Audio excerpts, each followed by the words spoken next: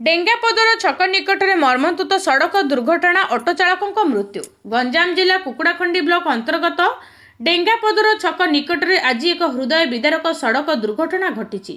एक यात्रीवाही ऑटो को तीव्र बेगर आसुवा एक यात्रीवाही बस भयंकर भाव धक्का देथिला। दुर्घटनाटी एते भयावह थिला जे ऑटोटी संपूर्ण भाव चूर्ण विचूर्ण हो जाइथिला। एही दुर्घटना रे ऑटो चालक घटनास्थल ही प्राण हराइथिबा सूचना मिली। ऑटोरे थिबा अन्य यात्री माने गुरुतर भावे आहत होइथिबा जणा पड़िछि।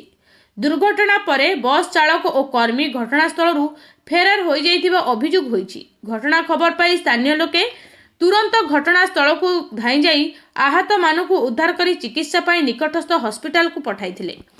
घटनार सूचना पाई ब्रह्मपुर सदर पुलिस घटनास्थल में पहुंची मृतदेह को जबत करी पोस्टमार्टम पाई पठाइछि और दुर्घटनार कारण संपर्क में तदंत आरंभ करिछि।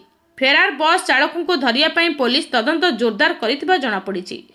दुर्घटना परे किछि समय पर्यंत डेंगापदर छक निकट में यातायात बाधाप्राप्त होइथिला। स्थिति नियंत्रण परे यातायात स्वाभाविक होइथिला।